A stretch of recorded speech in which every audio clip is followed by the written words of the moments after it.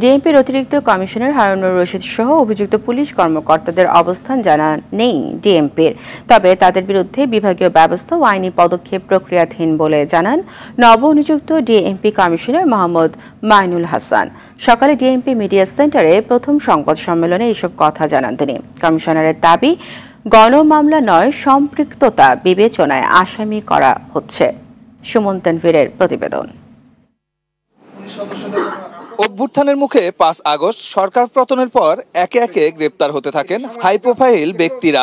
বিগত সরকারি মন্ত্রী, এমপি থেকে শুরু করে তালিকায় আছে বিভিন্ন বাহিনীর কর্মকর্তারাও। তবে অভিযান শুরুর পর থেকেই মুখে কুলুপ আটেন ডিএমপির কর্তারা। কৃতজ্ঞ চিত্তে স্মরণ করছি ছাত্র জনতার অভ্যুত্থানে আত্মাহুতি দানকারী বীর শহীদদের। অবশেষে মুখ খুললেন ডিএমপির নতুন কমিশনার। দায়িত্ব গ্রহণের পর প্রথম সংবাদ সম্মেলনে হাই প্রোফাইল ব্যক্তিদের গ্রেপ্তার নিয়ে কথা বলেন তিনি। জবাব দেন তারকা ক্রিকেটার ও সাবেক এমপি সাকিব আল হাসানের মামলা নিয়েও। যে কোনো মামলায় বিভিন্ন ধরনের অপরাধী, বিভিন্ন ধরনের তাদের ইনভলভমেন্ট থাকে, তাদের যে প্রিন্সিপাল অফেন্ডার আছে, আবার এই অ্যাবেটর আছে। তো অনেকেই যে এই সকল অপরাধে যারা ইতিমধ্যে আছে, তারা হয়তো এই অপরাধকে সংগঠনে সহযোগিতা করেছেন বিভিন্নভাবে। তবে অভিযুক্ত ডিএমপির ঊর্ধ্বতন কর্মকর্তাদের কেন গ্রেপ্তার করা হচ্ছে না সে বিষয়ে স্পষ্ট জবাব দেননি তিনি। স্বীকার করেন উচ্চবিলাসী কিছু কর্মকর্তার কারণে গ্রহণযোগ্যতা হারিয়েছে পুলিশ। বিগত সময়ের উচ্চাবিলাসী ও অপেশাদার কিছু পুলিশ কর্মকর্তা সমগ্র পুলিশ বাহিনীকে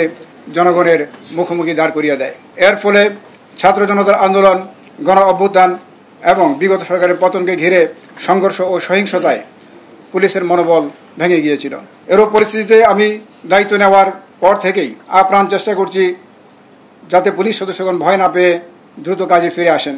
আন্দোলন দমনে অবৈধ অস্ত্রের পাশাপাশি লাইসেন্স করা যেসব অস্ত্র ব্যবহার হয়েছে সব বিষয়ে তদন্ত হচ্ছে বলে জানান কমিশনার। যে কোনো মামলা তদন্তে এভিডেন্স কালেকশন অত্যন্ত গুরুত্বপূর্ণ।